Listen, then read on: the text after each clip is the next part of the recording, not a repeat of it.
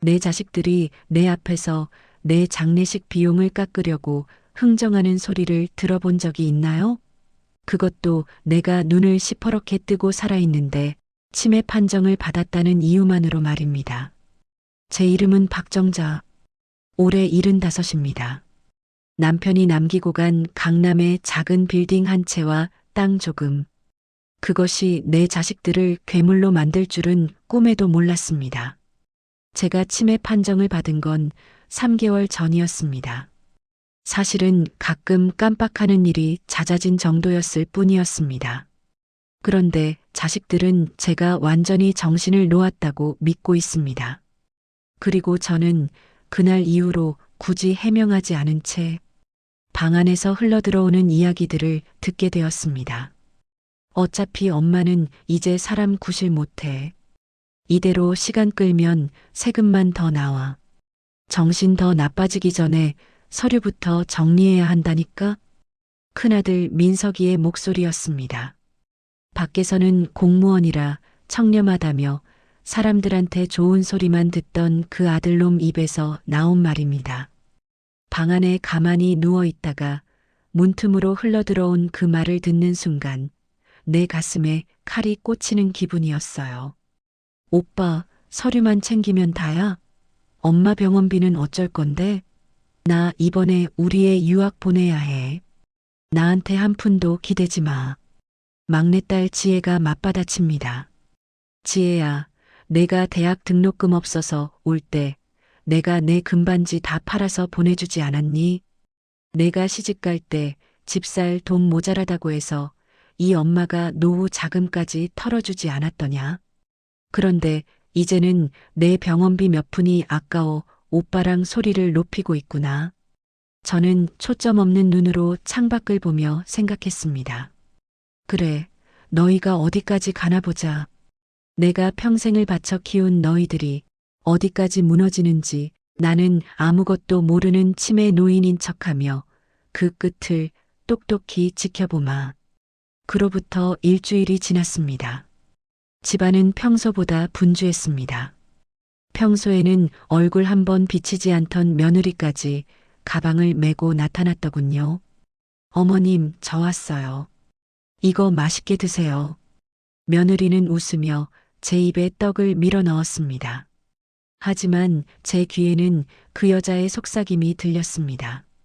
남편인 민석이에게 하는 말이었죠. 자기야, 변호사는 불렀어? 오늘 인감 도장만 찍게 하면 끝나는 거지? 아유, 이 노인네 침 흘리는 것 좀 봐. 진짜 질색이야. 며느리는 제 입가에 묻은 침을 닦아주는 척하며 제 팔을 세게 꼬집었습니다. 아팠습니다. 하지만 저는 소리를 지르지 않았습니다. 그저 해벌쭉 웃으며 우리 며느리 예쁘네, 우리 며느리 착하네 하고 중얼거렸습니다. 며느리의 얼굴에 스치는 경멸의 빛을 보며 저는 속으로 피눈물을 흘렸습니다. 저녁이 되자 온 가족이 식탁에 둘러앉았습니다. 메뉴는 갈비찜이더군요. 내가 좋아하는 음식이었지만 그 식탁에 앉은 누구도 나에게 먼저 고기를 건네지 않았습니다. 자기들끼리 땅값 얘기, 아파트 분양 얘기로 꽃을 피웠죠. 민서가 엄마 땅 말이야. 그거 이번에 개발 들어간다는데 지금 팔면 아깝지 않을까? 둘째 아들 영철이가 입을 뗐습니다. 이놈은 사업한다며 내 돈을 수억이나 날려먹은 놈입니다. 아깝긴 뭐가 아까워. 지금 당장 현금이 급한데. 그리고 엄마 저러다가 내일 당장 어떻게 될지도 모르는데 미리미리 현금화해서 나눠 가져야지. 큰아들 민석이의 단호한 말에 영철이는 입을 꾹 다물었습니다. 형의 기세에 눌린 게 아니라 자기 몫이 적어질까봐 머리를 굴리는 눈치였어요. 그때였습니다. 제가 갑자기 식탁 위에 있던 물컵을 엎질렀습니다. 촥 소리와 함께 물이 민석이의 비싼 양복 위로 쏟아졌습니다. 아이씨, 진짜 이 할망구가. 민석이가 자기도 모르게 소리를 지르며 제 뺨으로 손을 올렸습니다. 순간 공기가 얼어붙었습니다. 민석이도 아차 싶었는지 손을 내렸지만 제 눈은 이미 그놈의 손끝에 머물러 있었습니다. 내 아들이, 내가 지극정성으로 키운 내 새끼가 나를 치려했습니다. 아이고 아가, 내가 잘못했다. 내가 물인 줄 모르고. 미안하다 아가. 저는 바닥에 주저앉아 걸레질하는 신용을 하며 울먹였습니다. 오빠 왜 그래? 엄마 정신없는 거 알면서. 그러다 진짜 변 당하면 어쩌려고. 지혜가 말리는 척했지만 그 눈에는 동정심 따위는 없었습니다. 그저 오늘 일이 틀어져서 도장을 못 찍을까봐 걱정하는 것뿐이었죠. 밤이 깊었습니다. 자식들은 거실에서 자기들끼리 술판을 벌였습니다. 저는 방 안에서 문틈으로 그들을 지켜봤습니다. 그들은 취기가 오르자 더 노골적으로 변했습니다. 사실 엄마 치매 걸린 거 우리한테는 기회 아니야? 평소 같으면 그 깐깐한 노인네가 돈 한 푼 내놓겠어? 지혜의 말에 모두가 낄낄거리며 웃었습니다. 야, 조용히 해. 들릴라. 민석이가 주의를 주는 척했지만 본인도 웃음을 참고 있었습니다. 들리면 어때? 어차피 알아듣지도 못하는데. 내일 아침에 변호사 오면 바로 진행하는 거다. 다들 이해 없지? 그들은 잔을 부딪혔습니다. 그 소리가 마치 제 심장을 깨뜨리는 소리 같았습니다. 저는 어둠 속에서 핸드폰을 꺼냈습니다. 치매 환자라 핸드폰도 못 쓸 줄 알았겠지만 저는 침대 밑에 몰래 숨겨둔 핸드폰으로 그들의 모든 대화를 녹음하고 있었습니다. 다음 날 아침 약속대로 양복을 입은 남자가 가방을 들고 나타났습니다. 민석이가 부른 변호사라는 사람이었죠. 자, 어머님. 여기 이 종이에 이름 쓰시고 도장만 찍으시면 돼요. 그러면 어머님 더 좋은 병원에서 편하게 지내실 수 있어요. 민석이가 제 손에 펜을 쥐어주었습니다. 저는 펜을 들고 덜덜 떨었습니다. 자식들 모두가 침을 삼키며 저를 주시하고 있었습니다. 그들의 눈에는 탐욕이 가득했습니다. 이게 뭐야? 나 이거 안 할래. 나 집에 있을래. 저는 펜을 집어던지며 억지를 부렸습니다. 엄마, 제발 좀. 이거 해야 엄마가 산다니까? 민석이의 목소리가 거칠어졌습니다. 지혜는 제 옆에 앉아 제 어깨를 주물렀습니다. 엄마, 오빠 말 들어. 이거 찍으면 내가 엄마 좋아하는 맛있는 거 매일 사줄게. 응? 저는 지혜를 빤히 쳐다봤습니다. 그리고 아주 천천히 하지만 분명한 목소리로 물었습니다. 지혜야, 내가 좋아하는 맛있는 게 혹시 내 피눈물이니? 순간 거실에 정적이 흘렀습니다. 자식들의 얼굴이 하얗게 질렸습니다. 엄마, 지금 뭐라고 했어? 민석이가 당황하며 물었습니다. 저는 펜을 다시 집어들었습니다. 그리고 책상 위에 있던 인감도장을 집어들었죠. 민석아, 영철아, 그리고 지혜야. 너희 참 급하기도 하구나. 내가 죽기도 전에 내 수의를 먼저 짜고 있었어? 저는 허리를 곧게 펴고 앉았습니다. 초점 없던 눈에는 서슬퍼런 광채가 돌았습니다. 치매 노인 박정자가 아니라 이 집안을 일으켜 세운 여장부 박정자의 모습으로 돌아온 것이죠. 너. 엄마, 정신이 돌아온 거야? 며느리가 비명을 지르듯 물었습니다. 정신이 돌아온 게 아니라 한 번도 나간 적이 없었다. 너희들이 내 앞에서 침 뱉고 내 재산 나눠 먹으려던 그 추악한 시간들. 내가 이 핸드폰에 다 담아놨어. 저는 식탁 위에 핸드폰을 내려놓았습니다. 그리고 어젯밤 그들이 나누었던 대화, 나를 할망구라 부르며 비웃던 목소리들이 거실에 울려 퍼졌습니다. 자식들은 할 말을 잃고 서로의 눈치만 봤습니다. 변호사는 당황해서 가방을 챙기기 시작하더군요. 아니, 저기. 어머님, 이건 오해가 있으신 것 같은데. 민석이가 변명을 하려 다가왔습니다. 오해? 내 뺨을 치려던 내 손이 오해냐? 내 병원비 아깝다고 소리 지르던 내 목소리가 오해냐? 제 호통에 민석이가 무릎을 꿇었습니다. 뒤이어 영철이와 지혜도 바닥에 엎드렸습니다. 엄마, 잘못했어요. 우리가 잠시 마귀가 씌었나 봐요. 제발 한 번만 용서해 주세요. 그들은 제 다리를 붙잡고 울기 시작했습니다. 하지만 저는 그 눈물 속에서 진심을 보지 못했습니다. 그들은 지금 저에게 미안한 게 아니라 날아가 버린 재산이 아까워 울고 있는 것이니까요. 늦었다. 이미 변호사에게 연락해뒀다. 내 전 재산은 사회에 환원할 거다. 너희들에게는 단돈 10원도 이 집에 흙 한 줌도 넘겨주지 않을 거야. 엄마, 어떻게 그래요? 우리가 엄마 자식인데. 지혜가 소리를 질렀습니다. 본색이 드러난 것이죠. 자식? 내 자식들은 이미 죽었다. 돈 앞에 부모도 몰라보는 괴물들만 남았지. 당장 이 집에서 나가라. 너희들이 내 돈으로 샀던 옷, 가방, 차, 전부 압류 들어갈 줄 알아라. 저는 냉정하게 선언했습니다. 자식들은 소리를 지르고 울고불고하며 집안을 난장판으로 만들었습니다. 하지만 저는 눈 하나 깜짝하지 않았습니다. 그렇게 한바탕 폭풍이 지나가고 집안에는 다시 정적이 찾아왔습니다. 자식들이 떠난 텅 빈 거실. 저는 소파에 깊숙이 몸을 묻었습니다. 승리한 기분일 줄 알았는데 왜 이렇게 가슴이 시리고 아픈 걸까요? 창밖으로 노을이 지고 있었습니다. 남편이 살아있었다면 뭐라고 했을까요? 여보, 우리 자식 농사 참 잘 지었지? 라며 웃던 그 사람의 목소리가 환청처럼 들려왔습니다. 저는 핸드폰을 들었습니다. 그리고 마지막으로 한 통의 전화를 걸었습니다. 네, 김 변호사님. 준비하신 서류 진행해 주세요. 그리고 한 가지 더 추가할 게 있습니다.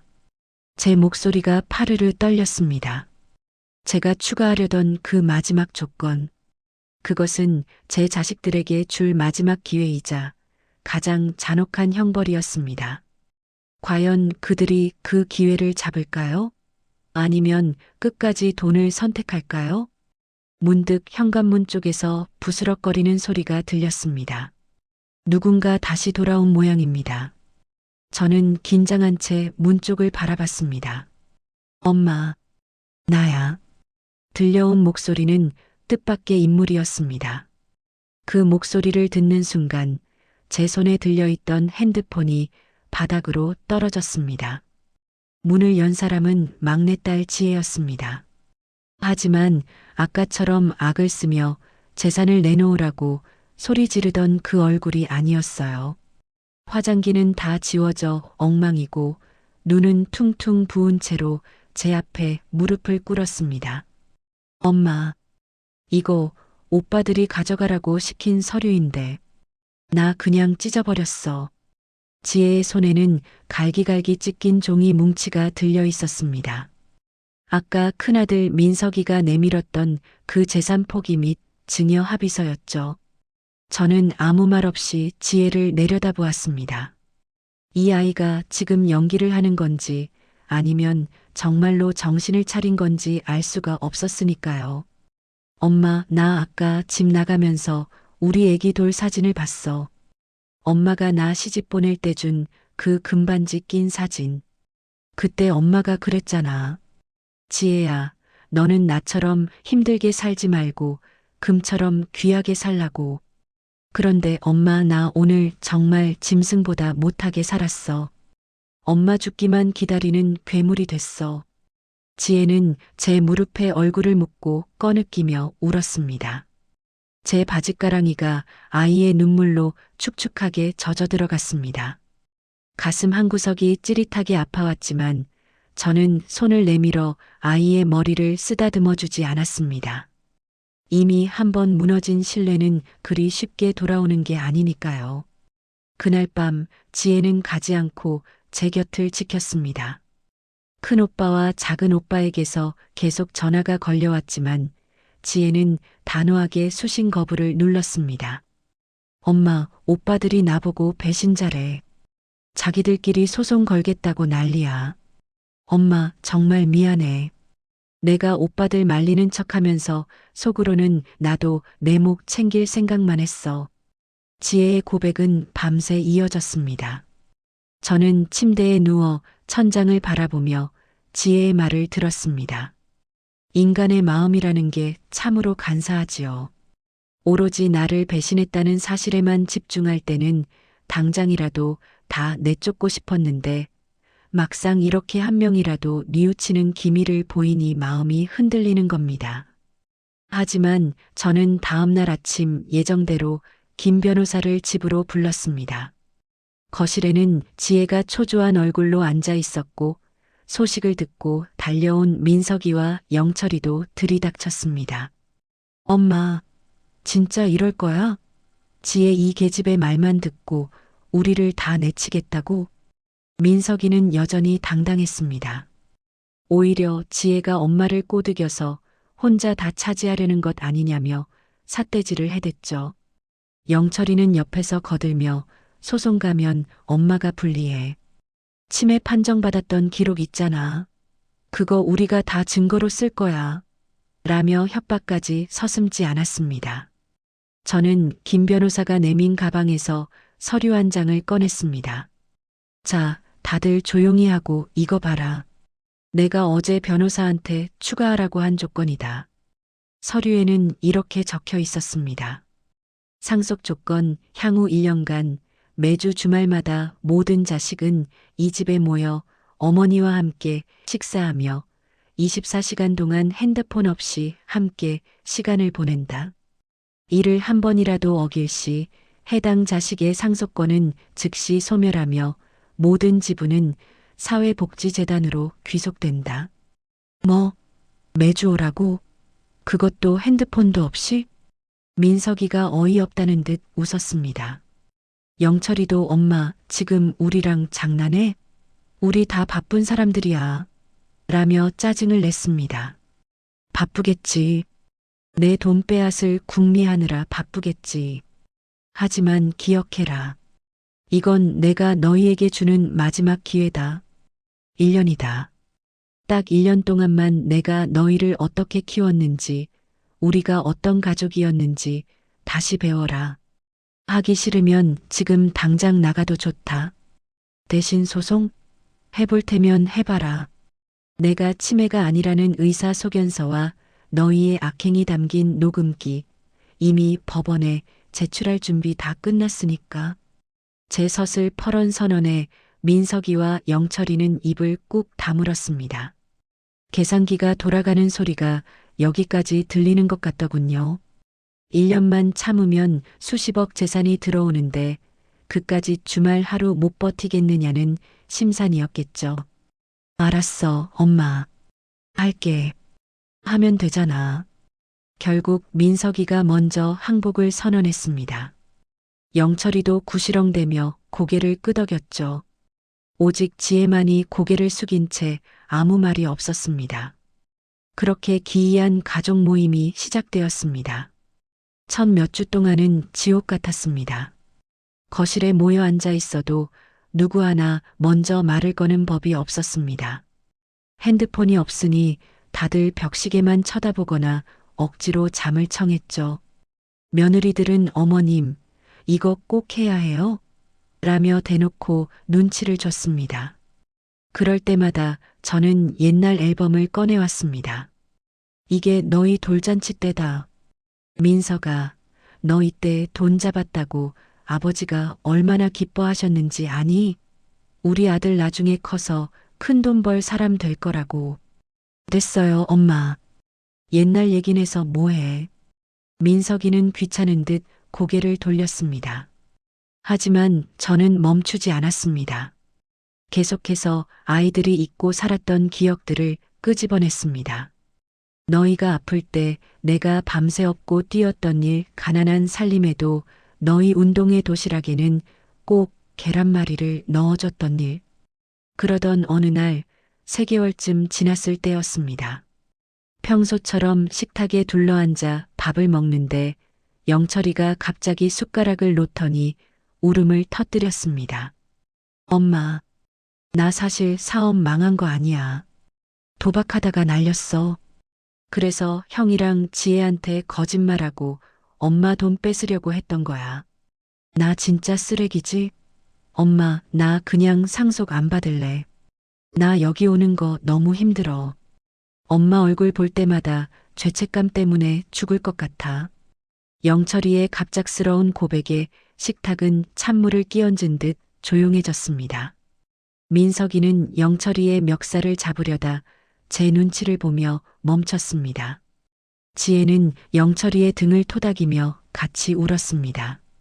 저는 영철이의 손을 잡았습니다. 거칠고 투박해진 아들의 손. 영철아, 이제야 내가 내 아들 같구나. 돈 때문에 거짓말하는 괴물 말고 잘못했다고 울 줄 아는 내 아들. 그날 이후 집안 분위기가 조금씩 변하기 시작했습니다. 민석이는 슬그머니 제 어깨를 주물러 주기 시작했고 며느리들은 저와 함께 시장에 나가 장을 봐왔습니다. 핸드폰 대신 서로의 눈을 맞추기 시작하자 잊고 있었던 대화가 살아났습니다. 하지만 사람의 본성은 그리 쉽게 변하지 않는 법이죠. 6개월이 지났을 무렵 사건이 터졌습니다. 큰아들 민석이가 제 인감도장이 들어있는 서랍을 몰래 뒤지는 장면을 제가 목격한 겁니다. 1년이라는 시간을 견디지 못한 민석이의 탐욕이 다시 고개를 든 것이었습니다. 민석아, 거기서 뭐하니? 제 목소리에 민석이가 소스라치게 놀라며 도장을 바닥에 떨어뜨렸습니다. 민석이의 눈에는 당혹감과 함께 다시 예전의 그 차가운 빛이 서려 있었습니다. 엄마, 그게 아니라 서류 확인할 게 좀 있어서. 아직도 정신을 못 차렸구나. 넌 이 기회마저도 돈을 위한 수단으로만 생각했어. 저는 실망감을 감추지 못하고 뒤를 돌아서려 했습니다. 그런데 그때 거실 쪽에서 우당탕 소리와 함께 비명소리가 들려왔습니다. 엄마, 지혜가 쓰러졌어요. 며느리의 다급한 외침에 저는 인감도장이고 뭐고 거실로 뛰어나갔습니다. 지혜가 거품을 물고 바닥에 쓰러져 온몸을 떨고 있었습니다. 지병도 없던 아이가 왜 이러는 건지 집안은 순식간에 아수라장이 되었습니다. 민석이는 도장을 챙길 기회임에도 불구하고 멍하니 서 있었고 저는 지혜를 붙잡고 울부짖었습니다. 지혜야, 정신 차려. 119 좀 불러. 빨리. 그런데 병원으로 실려간 지혜의 입에서 나온 의사의 진단 결과는 우리 가족 모두를 충격에 빠뜨렸습니다. 지혜가 쓰러진 이유, 그리고 그 뒤에 숨겨진 또 다른 진실. 그것은 제가 세운 1년의 계획을 완전히 뒤흔들어 놓는 사건이었습니다. 지혜의 가방 안에서 발견된 약봉투와 의문의 편지 한 장. 그 편지의 수신인은 다름 아닌 죽은 제 남편이었습니다. 응급실 복도에 앉아 초조하게 손톱을 깨무는 제 등 뒤로 식은 땀이 흘렀습니다. 지혜의 가방에서 떨어진 그 약봉투는 평범한 비타민이 아니었습니다. 마약성 진통제, 그것도 말기 환자들이나 쓰는 아주 독한 약이었지요. 그리고 함께 발견된 빛바랜 편지 봉투. 겉면에는 사랑하는 아버지께라고 적혀 있었습니다. 환자 보호자분, 들어오세요. 의사의 부름에 저는 비틀거리며 진료실로 들어갔습니다. 뒤따라오려던 민석이와 영철이를 김 변호사가 막아세웠습니다. 의사는 제 얼굴을 보더니 무겁게 입을 뗐습니다. 따님 상태가 생각보다 좋지 않습니다. 위암 3기입니다. 이미 간으로 전이가 시작됐어요. 그동안 통증이 상당했을 텐데 어떻게 버텼는지 모르겠군요. 순간 눈앞이 캄캄해졌습니다. 내 딸이 나를 배신했다고 욕하며 내쫓으려 했던 그 막내딸이 죽어가는 줄도 모르고 저는 제 상처만 들여다보고 있었던 겁니다. 지혜가 그날 밤 무릎을 꿇고 울었던 건 재산 때문이 아니라 정말로 시간이 얼마 남지 않았다는 공포와 엄마에 대한 미안함 때문이었다는 사실이 제 심장을 갈기갈기 찢어놓았습니다. 병실로 옮겨진 지혜는 산소 마스크를 쓴 채 가쁘게 숨을 몰아쉬고 있었습니다. 저는 떨리는 손으로 아이의 손을 잡았습니다. 온기가 하나도 없는 얼음장처럼 차가운 손이었습니다. 지혜야, 이 미련한 년아, 왜 말을 안 했어? 왜 혼자 이 독한 걸 견디고 있었어? 제 통곡 소리에 지혜가 천천히 눈을 떴습니다. 아이는 저를 보며 힘겹게 미소를 지었습니다. 그리고 가방 속에 있던 그 편지를 제 손에 쥐어주었습니다. 엄마, 그거 아빠 돌아가시기 전에 나한테 맡기셨던 거야. 엄마한테는 비밀로 하라고 하시면서 저는 떨리는 손으로 편지를 뜯었습니다. 20년 전 세상을 떠난 남편의 필체가 눈앞에 선명하게 드러났습니다. 여보, 이 편지를 읽을 때쯤이면 우리 아이들이 아마 당신 속을 많이 썩이고 있겠지. 민석이는 고집이 세고 영철이는 욕심이 많고 우리 지혜는 여리니까. 내가 당신 몰래 숨겨둔 비자금이 조금 있어. 지혜 명의로 된 작은 통장 하나랑 땅 한 필지. 그건 아이들이 아니라 당신 노후를 위해 지혜한테 맡겨둔 거야. 아이들이 당신 재산 탐내거든 지혜한테 그 통장 보여달라고 해.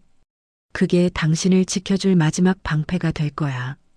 편지를 읽어 내려가던 제 손이 덜덜 떨렸습니다. 남편은 이미 알고 있었던 겁니다. 자식들이 재산 앞에 괴물이 될 거라는 걸, 그리고 그 속에서 유일하게 엄마를 지켜줄 아이는 막내 지혜뿐이라는 걸요.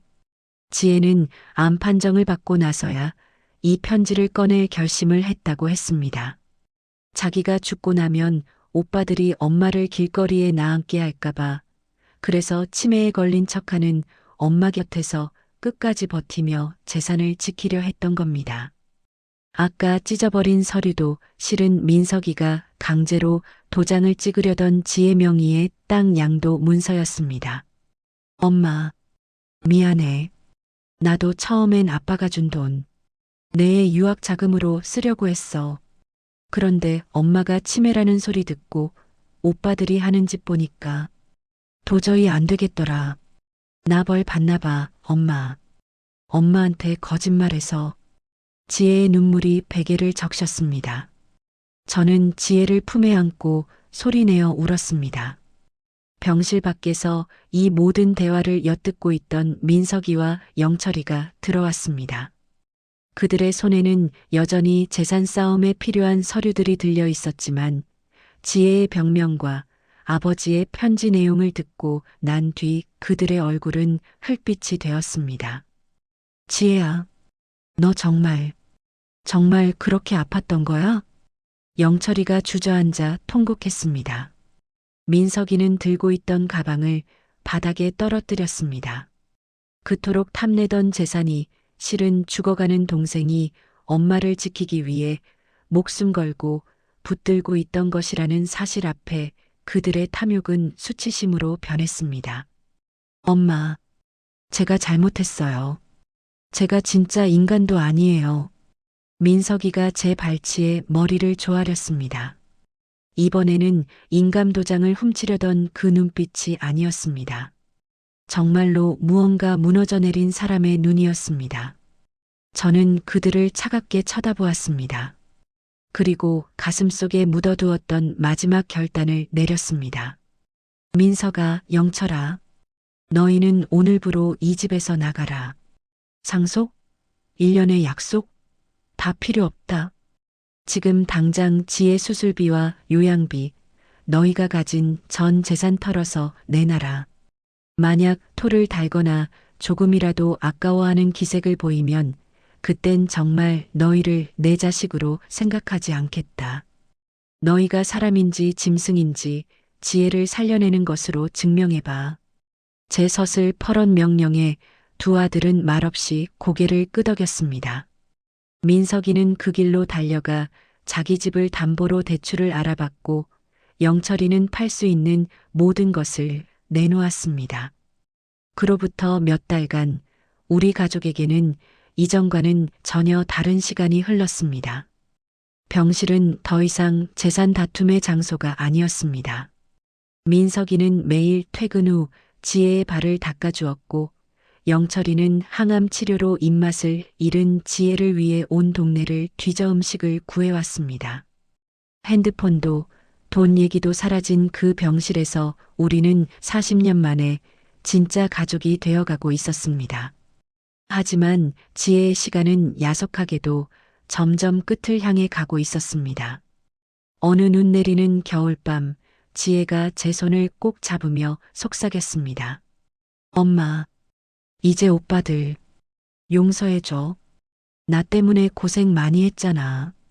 나 없어도 엄마 혼자 안 있게 오빠들이 잘 모실 거야. 그게 지혜의 마지막 유언이었습니다. 지혜의 장례식을 치르고 난 뒤 거실에는 저와 두 아들만 남았습니다. 집안은 예전보다 훨씬 고요해졌지만 그 고요함 속에는 더 이상 살벌한 기운이 없었습니다. 저는 금고에서 서류 뭉치를 꺼냈습니다. 그리고 민석이와 영철이 앞에 놓았습니다.